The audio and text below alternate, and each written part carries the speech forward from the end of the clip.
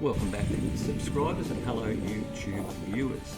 On this occasion we're off to the Wallace Dairy, also known as the Wallace Butter Factory or the Wallace and Millbrook Butter Factory. Now just a heads up, this place on this occasion was extremely windy. There is a lot of wind noise in the background. I'll do my best to sort of alleviate that with the voiceover and some background music. There is also three, they're not really farmhouses, but they are associated with the factory, and we'll wander into those as well. This is a heritage listed building. So here we go with a little background history. The Wallace Dairy or the Wallace Butter Factory was formed in 1894, owned and governed by the local farmer. The township of Wallace and also the surrounding area developed a strong dairy industry, and this local butter factory and cheesery ceased operation during the 1990s. However, the building is heritage listed and remains so to this day. The 1920 section of the Wallace Butter Factory or dairy is architecturally significant. It is a typical medium-sized dairy industry building which exhibits all the typical forms of dairy industry architecture. Red brick walls, high roof line, typical glass ridge line vents, and clear indicators at the delivery sections. Historically, the Wallace factory gained significance by being one of the few remaining dairy industries not controlled by either Bonlac or Murray Goulburn.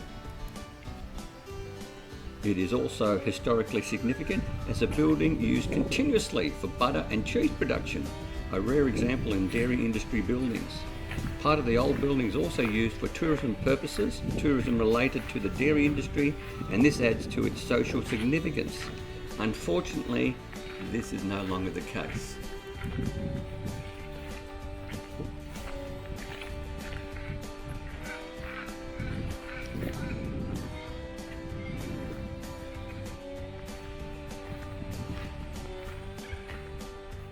So without further ado, let's wander into these three homes and this particular butter factory. Now this is just a word of warning or caution. There is, I believe, asbestos on the roof of some of these buildings that we're about to go through. I'd also believe in some of the older parts of the building and homes do have the lead paint. And also there's a lot of oil and chemicals about that are used for the, I guess, for the motoring industry or the trucks that were once servicing this building, but also in the chemical lab you'll see further on where there are quite a number of chemicals of different varieties that are of concern as they could give off some sort of fumes. So once again, as you come through, if you do come here, caution is paramount. If I told people do not come here whatsoever, that's going to fall on deaf ears because, as we all know, human nature is what it is, and people will come and have a look as they already have. They have already stripped quite a number of, what would you call it, the lead and the brass and the copper and any of those materials that one has in a building.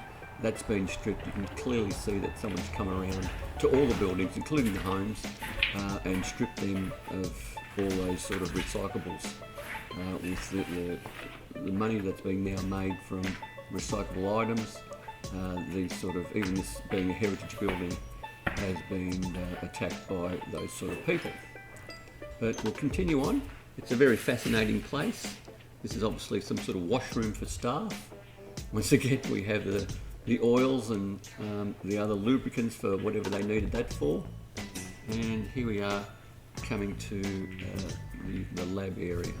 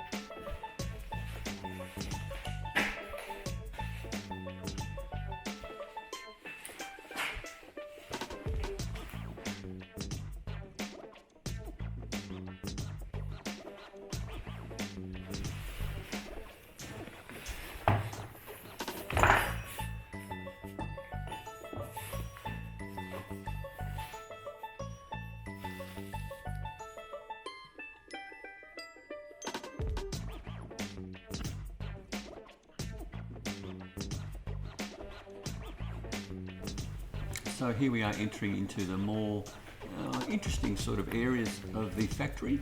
It's sort of the lab, I guess, and it's where I can only assume is where they were testing testing the samples of their products, and also samples of the raw material that was coming in prior to it being turned into butter, I guess, or the cheeses that they also produced from this factory.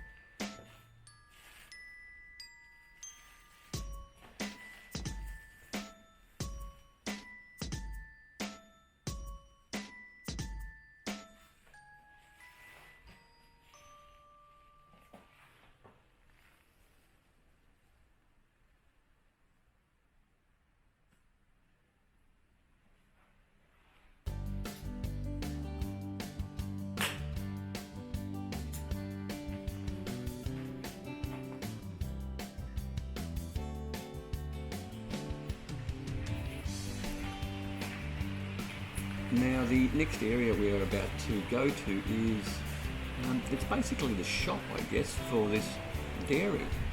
There's a lot of counters, a lot of areas where one would display cheeses and butter, I guess.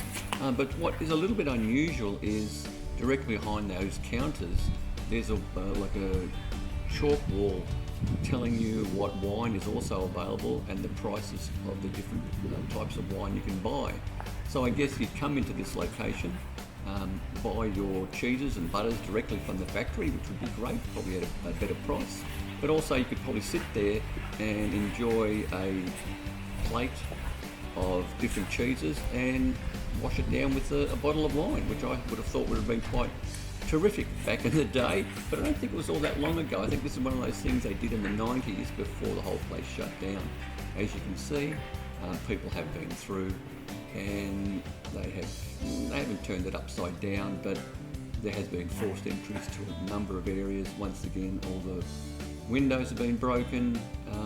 Lucky there's no graffiti, and once again, hopefully this place could be made more secure and maybe some sort of fencing around the whole area. There's the chalkboard with all the Shirazes and whatnot you can buy, and as we pan around, this is where the counters are to buy the dairy products that they had for sale back in the day, which I think was probably the late 80s and early 90s before it finally shut down. Once again, you can just walk around. These windows haven't been smashed, which is good. A little bit of a layout of the factory. And as I wander around, this was also a pretty fascinating place, this sort of shop, I guess. I'm not sure what the wheel there is for, unless you had some sort of competition going. And there was also just that on the right there, you would have seen another blackboard with the menu. So yeah, once again, maybe there was a platter of different cheeses and butters you could taste and try out and wash it down with some wine, I guess.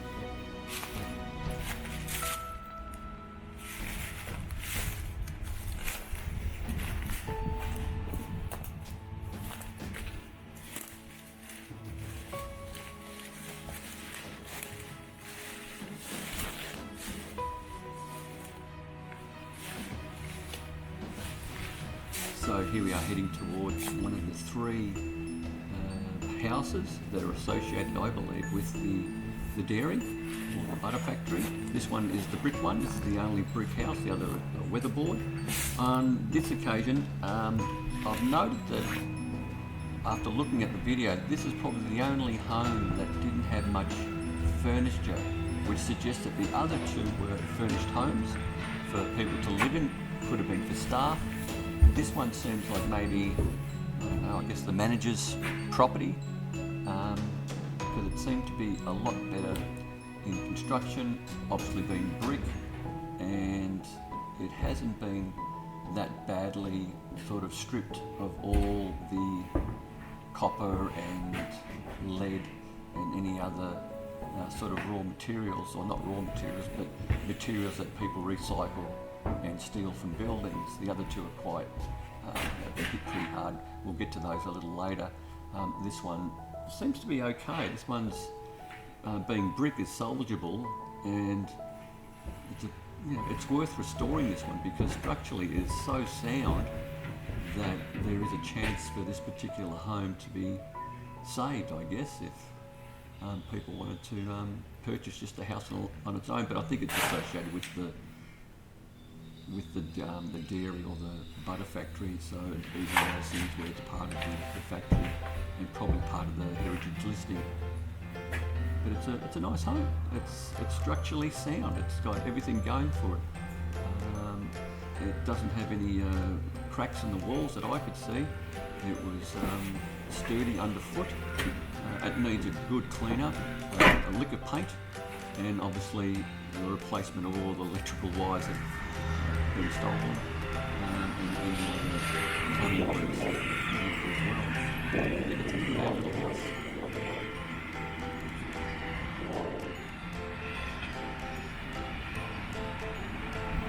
Now, just on the right there, where that lawnmower is the Wallace Hotel, and it's got quite a funny reputation. That the Wallace Hotel has built a reputation for its annual Wallace Wants a Wife event, which is held at this pub and attracts women from far and wide who are looking for love.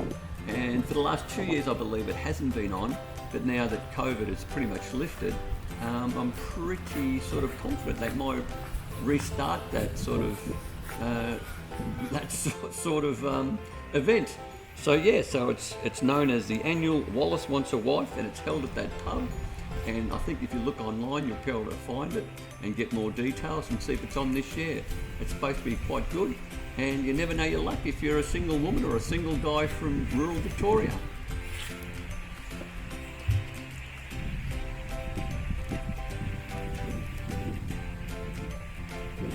So here we are, this is the second house. So this is the weatherboard one, and as I've said, this one's on its last legs. I think the front veranda there has already collapsed.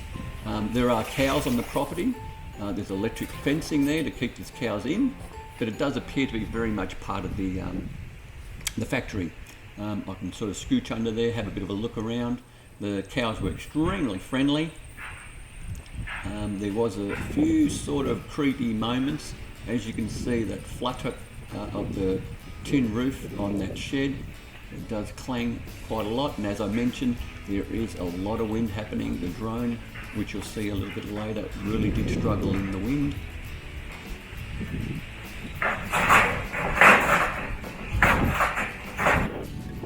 There you go with the noise, a little bit spooky, but very windy. It was a very windy day, and it does appear that people have just put their trash in there. But yeah, as I mentioned, this house is pretty much had it. Once again, I wouldn't be sort of betting that there isn't any lead paint in this property. All the windows have been pretty much smashed out, and anything of value has been removed, as in the copper pipes, lead stuff. But this obviously was a furnished home for someone. It's a bit sad because you do see a number of toys in here. So obviously there was a family of sorts, a young family, and with some of the modernised fittings and fixtures, once again, one can only sort of surmise that it was in the early 90s, maybe late 80s, when this place was abandoned too. And I just want to reiterate that when I go into these places, the only thing that people will know that I've been there is obviously with this video, that maybe the footsteps I have. If the doors are locked, I don't force anything. If there's any do not trespass, I do not enter. If it says do not enter or anything like that, I respect that. And I do announce myself, which you don't sort of pick up in the audio. And all I normally say is that, you know, I'm just here with a camera taking some photos.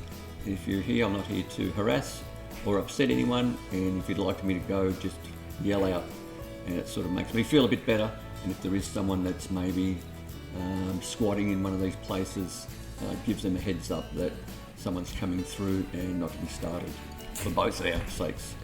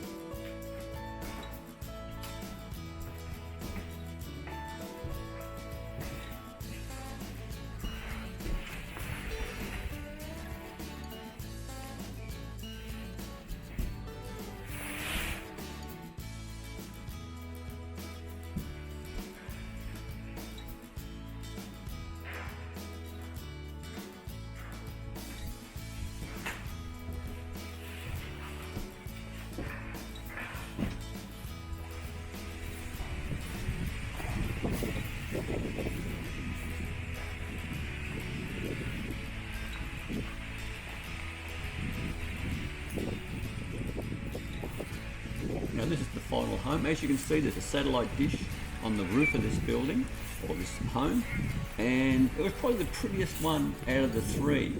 It was still had its front balcony still there, and it looked really nice. I thought, what a nice little home. But once again, I'm no architect or person who's a building inspector of sorts, but I think this is too far gone to rejuvenate. I'll try the door here to see if it's open, and no, it's not, so we won't push that one. And like always, we go through the back door, and once again, the back door's been kicked in by someone, and we'll go have a look-see.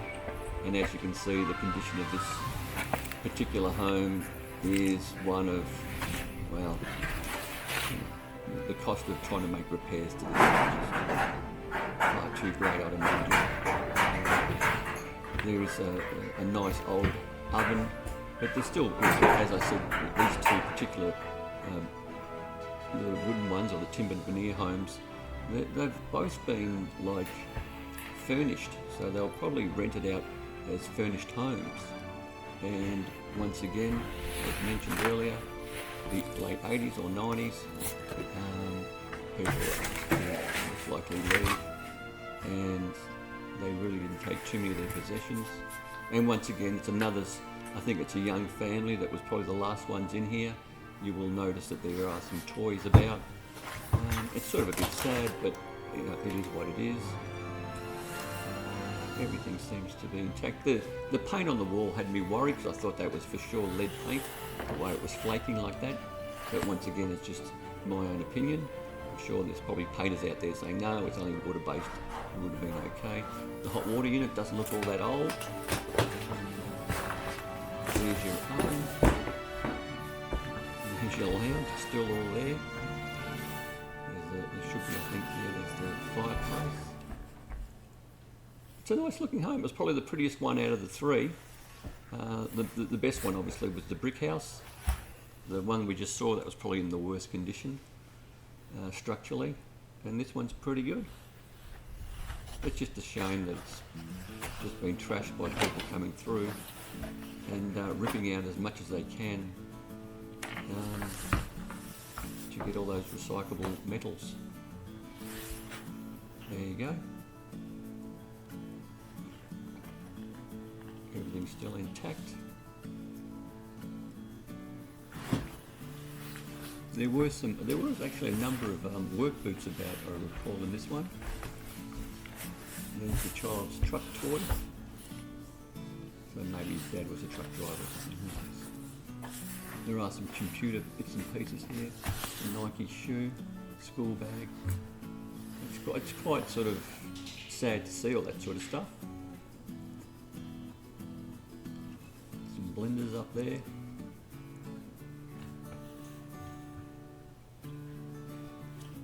I guess all one can hope for is that they've moved on to a better place and got themselves some better accommodation.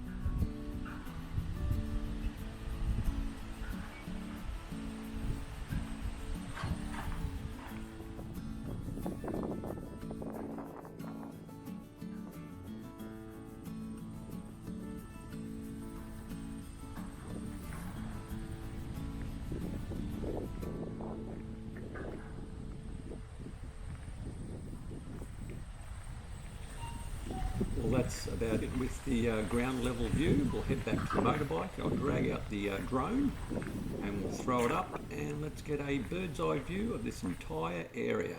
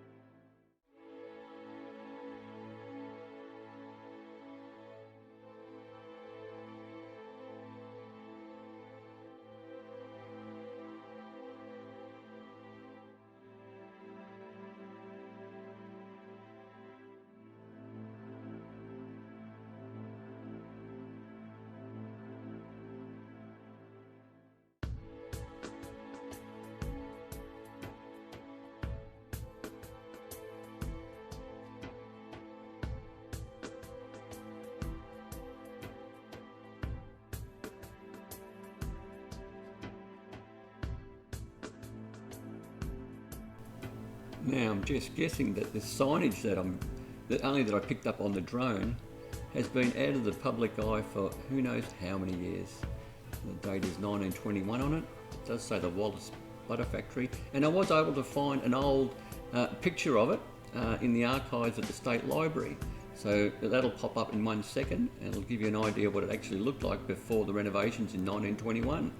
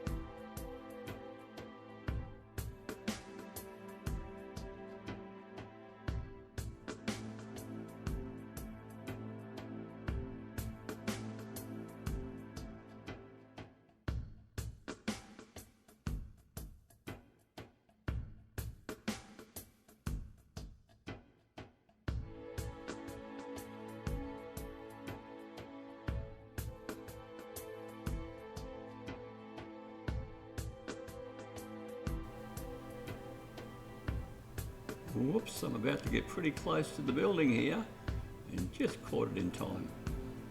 Let's get a little bit to the right and it's all good, and away we go again.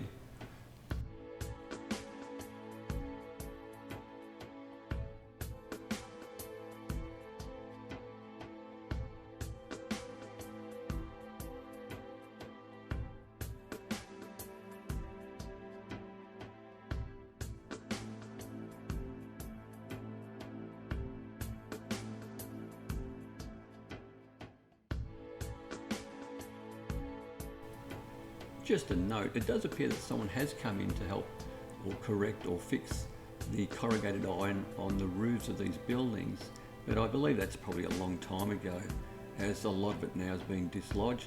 We've had some pretty bad weather in the last few years for sure, and also with rain through the seasons, it's probably done nothing but damage to the internals of all those buildings, including the factory, and that's probably why it's in the state it is.